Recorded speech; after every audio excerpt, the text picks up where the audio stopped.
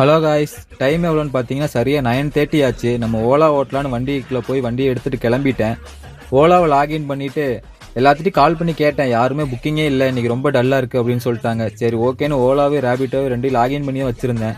அம்மன் கோயிலில் போய் வெயிட் பண்ணலாம் அப்படின்னு வண்டியை எடுத்துகிட்டு நேராக போயிட்டேன். அங்கே நம்ம ஃப்ரெண்டோட ரூம் ஒன்று இருக்குது. சரி அங்கே போய் வெயிட் பண்ணுவோம் அப்படின்ட்டு நேராக போனேன்.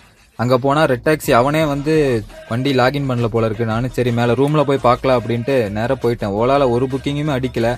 நேற்றும் நம்ம ஓட்டினோம், நேற்றும் நமக்கு சரியான புக்கிங் கிடையாது. பரவாயில்ல, இன்னைக்காவது நமக்கு ஓலாவில் புக்கிங் கொடுக்கும் அப்படின்னு பார்த்தா இன்னைக்கு அதை விட மோசமாக இருக்குது.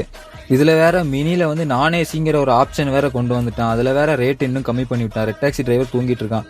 நம்ம வெயிட் பண்ணலாம் புக்கிங் வர வரைக்கும் அப்படின்னு உட்காந்துருந்தேன். தூங்கிட்டு இருந்த ரெட் டாக்ஸி டிரைவருக்கே ரெட் டாக்ஸிக்காரன் புக்கிங் கொடுத்துட்டான். ஓலாக்காரன் எனக்கு ஒரு புக்கிங்குமே கொடுக்கல. சரி ஓகே அவன் போகட்டும் அப்படின்னு நம்ம எப்பவும் போல சாப்பிட போகலாம் அப்படின்னு போய் சாப்பிட போயிட்டேன். சாப்பிட்டு முடிச்சுட்டு உட்காந்துருந்தேன். காருக்குள்ள பட்டாம்பூச்சி எல்லாம் பறந்துட்டு இருந்துச்சு. நமக்கு ஒரு புக்கிங்குமே உழுகல கடைசி வரைக்கும்.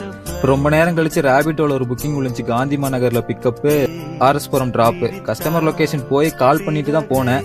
அங்க லொகேஷன் போய் ரீச் ஆகிட்டு கால் பண்ணேன். கஸ்டமர் அட்டனே பண்ணல. வேற வழி இல்லாம கேன்சல் பண்ண வேண்டியதா போச்சு அந்த ட்ரிப்பை. கேன்சல் பண்ணி முடிச்சுட்டு வெயிட் பண்ணிட்டு இருந்தா ஓலாலேருந்து ஒரு புக்கிங் விழுந்துச்சு. எஸ்ஆர்இ மில்ல பிக்கப் பண்ணி என்ஜிபி காலேஜ் டிராப்பு. பிக்கப் தூரம் தான், சரி இருந்தாலும் வேற வழி இல்லைன்னு சொல்லிட்டு எடுத்துட்டேன். டிராப் பண்ணி முடிச்சுட்டு 200 வாங்கினேன்.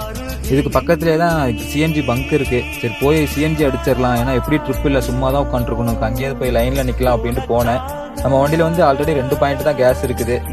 கேஸ் பங்குக்கு போனால் 2 வண்டி தான் வெயிட் பண்ணிருந்துச்சு. லைனில் நின்று கேஸ் பங்கில் போய் கேஸும் அடிச்சிட்டேன். நம்ம அடிச்சதுக்கப்புறம் தான் தெரியுது கேஸ் ப்ரெஷரே இல்லை, வெறும் 200 தான் ஃபுல்லாச்சு. திரும்ப அங்கேருந்து நமக்கு உக்கடத்துக்கு ஒரு ட்ராப் ஒன்று விழுந்துச்சு ஓலாவில். அதை எடுத்துகிட்டு கஸ்டமரை உக்கடத்தில் ட்ராப் பண்ணிவிட்டு உக்கடம் பஸ் ஸ்டாண்டுக்கிட்டே வெயிட் பண்ணிக்கிட்டு இருந்தேன். ஒரு 10 நிமிஷம் கழிச்சு ரேபிட்டோவில் ஒரு புக்கிங் விழுந்துச்சு. உக்கடம் பஸ் ஸ்டாண்டில் பிக்கப் பண்ணி தெலுங்குபாளையத்தில் கஸ்டமரை ட்ராப் பண்ணணும். கஸ்டமரை பிக்கப் பண்ணி தெலுங்குபாளையத்தில் ட்ராப் பண்ணிட்டேன். ட்ராப் பண்ணி முடிச்சதுக்கப்புறம் அதே இடத்துலேருந்து நமக்கு ஷார்ட் ட்ரிப் ஒன்று செல்லோபுரத்துக்கு ஒரு புக்கிங் விழுந்துச்சு ரேபிட்டோவில். வயசானவங்க தான் வந்தாங்க, அவங்கள பிக்கப் பண்ணி ட்ராப்பும் பண்ணிட்டேன்.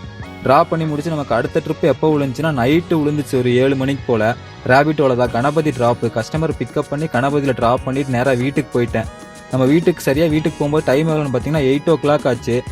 ஓகே கைஸ், இன்னைக்கு நமக்கு ட்ரிப்பே சரியா இல்லை. நாளைக்கு பார்க்கலாம், பாய்.